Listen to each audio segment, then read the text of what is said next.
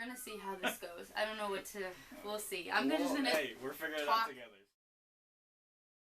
Hi everyone, this is Desiree Brown, and you're listening to the Young Eager Writers podcast. I'm here with Daniel Seamon. Daniel, if you could just introduce yourself and talk about your writing education, what you write, and how long you've been writing as well. Sure. So my name is Daniel Seamon, like you said. I've been writing for as long as I can remember. We'll talk probably about my novels later on, but one of the novels that I wrote was when I was like 13, 14 when I finished writing it. So it's been a while, at least 10 years or so. As far as education, I am a history major, but I minored in English, so I took a lot of English classes and a lot of English electives and a lot of writing electives. So, we met at a creative writing class, writing poetry. So, just here and there, just picking up classes and kind of studying on my own time, reading poetry books or reading stuff about writing. So, writing theory, that kind of idea. So, yeah. Yeah. And I was gonna ask you. So you majored in history and you minored in creative writing. Yeah. Or English. English with a focus in creative writing. Yeah. So your plan, like now that you've graduated, are you trying to take more of the creative writing path or more of like history teacher path? History. So my dream job has always been to teach people. I've always loved teaching people.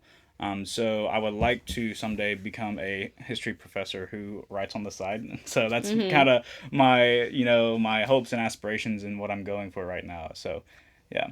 Yeah. I think that's that's my dream as well, but obviously more creative writing in English. But so, yeah, let's jump right in and talk about you've completed 3 novels, yes, right? I have completed 3 novels. Yeah. And have any of them been published yet? No, I am working up the courage slowly and surely to publish them. Excuse me, and I don't know. My family always jokes that I'm gonna be that writer who, after I pass away, they look and find all this different stuff to publish in my trunk. So we'll see if it ever happens. But yeah, I have not published anything yet. I've tried to publish a couple of my poems. Haven't been accepted yet, so still working on that. But no, I have not published anything yet. So, and I hope you don't mind me asking. I guess I want to make you a little vulnerable. All right. Hey, that's okay. Just for our viewers and our listeners, I think that a lot of young writers struggle with that. From speaking to people, they stop and they don't submit their work because they're not sure about it. So, what in particular stops you from trying to submit your stuff? So I listen to a lot of writers and stuff, and something that they always talk about is once they publish something, they always never look at it again because they know there's something wrong with it. Whether they catch that or not, whether they catch that before they publish it or not. But a lot of writers don't even read their novels because A, they've looked at it for so many hours, and B, they don't want to find anything that they could change in it after they published it. And so that's something that I have been struggling with a lot, that line of good enough and not perfect. And so I'm trying to figure out, okay, I could re-edit this and re-edit this and re-edit this 100 times and still find stuff that's wrong with it. So that's what I'm kind of dealing with at the moment. So I get it, and it's a struggle and it's fun, but it is what it is. So yeah, one day I'll probably feel comfortable enough maybe, but and it's a hard line because realistically we have to know nothing's gonna be perfect to us, right? So how perfect can we get, But yeah, but I think that's smart to take that extra time and wait until you're more confident about publishing stuff. Thank you. Yeah. And I want to ask, how do you bridge the world of history with your writing? Like, do you write historical fiction?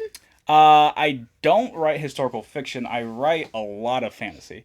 I write a ton of fantasy. I read a ton of fantasy. A lot of my reading is fantasy, and a lot of my writing. I write other stuff, poetry, and I write some like contemporary stuff. But a lot of my writing is fantasy, and those those 3 novels that I've finished, the 4th one that I have gotten really close to finishing, have all been fantasy. So the way that history ties in for me is a lot of fantasy is based on certain historical time periods, and so I'm able to take that and base my history setting or my fantasy setting off of historical time periods. That's typically the late medieval period, but it can be other things. So just depending on the fantasy novel itself. But Awesome. That's really neat. So, do you think that you get most of your inspiration from reading fantasy? Like I'm a big George R. R. Martin fan, or do you think you get most inspiration from like textbooks? um, a lot of my inspiration is from fantasy, from seeing what other people do, and then kind of taking that and say, okay, that's a cool idea. How would I have done that? And be able to put my own personal spin on stuff. A lot of it is I love like magic systems. That's one of the reasons I love fantasy. So being able to look at other people and how they come up with a magic system, or like a hard magic system or a soft magic system, and take that and incorporate that into their novel, and then being able to be like, okay, well, that's a good idea. How would I have taken that? What can I turn into a magic system? What can I do to like I said, put my own personal spin on that? So So, do you do any do you research for these fantasy novels? Oh yeah. So do a lot of research, and one of the things that I actually learned in history classes was research, and so being able to history classes are very research heavy and research oriented, and so being able to learn that actually helped me a lot in my creative writing. And so researching whether that is, like I said, like the historical time period that it's going to be loosely based on, or researching, okay, well, if I'm basing a magic system on emotions, what kind of research do I need to do on emotions? Should I, look at different types of emotions, that kind of thing. So, yeah, I do a lot of research on different aspects, and some of that is research on like other fantasy books, and sometimes that's research on like real world aspects. So.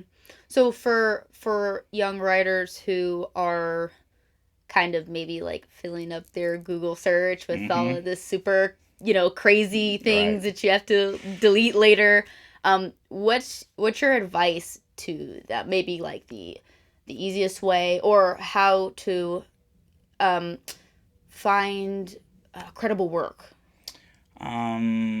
So that's a good question. A lot of research, I think, people do online, and I think that's a good place to start.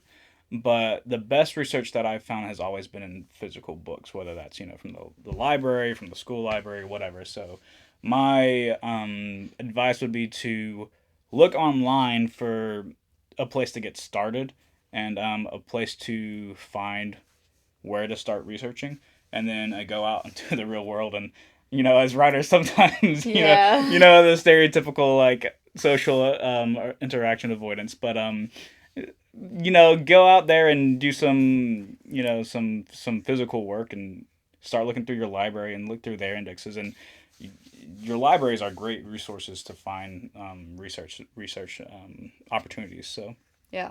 I mean, I highly agree oh with yes, that. You know, it's so good. They're so great. you So find everything in a library. yeah, You know what I mean? yeah, Talk yeah, to yeah. your local librarian and they can For find what sure, you're looking for for. sure. One of the things I want to discuss with you, I think I'm curious to know, is Okay. how did you complete 3 novels being a college student? Like, how did you find the time? So there is a website called NaNoWriMo. National Novel Writing Month is what it's short for, and 3 of those 4 novels were written while doing NaNoWriMo, and it's where you take a month, the month of November, and you write a 50,000 word novel within that space of 30 days or whatever. I think it's 30 days in November. Whatever, however many days Yeah, it is. that sounds right. I think Yeah, that's right. sure. Yeah, we'll go with that. I believe you. Yeah, so 30 days, 50,000 words, and it's just it gives you a place to interact with other writers as you're doing this major project, and so it's encouraging in that way. It gives you a set goal every day. So I think it's 1,655 words a day. It might be 1,656, but it's a doable amount. It's not terrible. And so you write that, and if you miss a day, then it still gives you how many words you need to make up for the next day. And so it's a really cool resource, and it's basically a way to brute force spending time writing, Yeah. And so the key way and the key thing about writing to me is just sit down and do it and write through your writer's block, which can be tough, but Yeah. it's effective. So I think that's a great, like, to know that all three of the novels came to be through this. Like, that's such an accomplishment, Yeah. but you're totally right. Writing through that writer's block, Right. it's so hard to do, but it's doable. Right. And to be fair, I mean, the first edit, when you write it in 30 days, is pretty rough. But, Yeah. go back through and edit again and again and again, and it helps refine it. So. Yeah, like the best thing I've ever heard is that a good writer isn't really a good writer, it's a good editor. Right. So I think that's sound advice. So I have a few more questions here. One of the things, because it seems like you want to publish books in your life. Yeah, but eventually. Yeah, I want to know, like, a lot of people I've been interviewing talk about the pressure, and I want to know, like, to what extent do you feel that? Like, I think because you're going in the line of you're going to become a history professor someday, do you still feel that, like, urge to produce really good work, and then that pressure of when you don't? That's a good question. And by that I mean, give me a second to think. So, yeah, I think so. I mean, obviously it's to a much lesser extent because I don't have editors knocking down my door waiting for the next draft or whatever. But I do feel that that pressure of society where they will rip apart pretty much anything, and so you got to give them something that's good and something that's done well. And so in that aspect, yeah, I do feel that a little bit, that I want to be perfect for myself and for others so that they can enjoy it better, but also not really. I think it would be more so if I was already published, but I don't know. That's I don't good. know. No, but I mean, I envy that, because even before I was published, there was less of a pressure, but I still felt the pressure to be like, this needs to be good, Yeah. So it's there. It's just I try not to think about it a lot. That's good. So maybe that's not a great tactic. Avoid aversionary tactics or whatever. But oh well. I mean, you completed 3 novels, so it's obviously hey, working somewhat. Yeah. Somewhat. And then, so because this is for young writers, do you have any, advice off the top of your head that maybe you've learned over the years, or maybe struggles you've had and you found a way to overcome? I would say the key thing is, just because you're young, that doesn't mean that you don't have anything to say, and especially anything of value to say. A lot of people look down on people because they're younger, and I think that's not the right approach. I think everybody has something of value to say. That might be different things for different people, but that is different things for different people. But that's part of what makes it really cool. So just because you're young, that doesn't mean that you can't work hard to put your work and effort out into the world, and that doesn't mean that that work isn't valuable. So. Yeah, well said.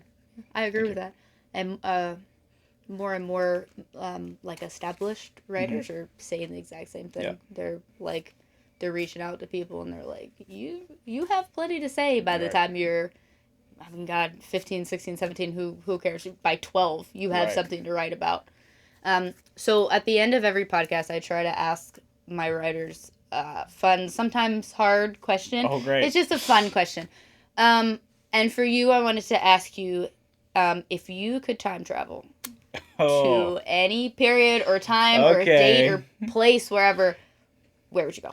So that's a little dangerous asking the history major. Is that? Yeah, Oh, I didn't because I know. could probably, come up with 4 or 5 different places.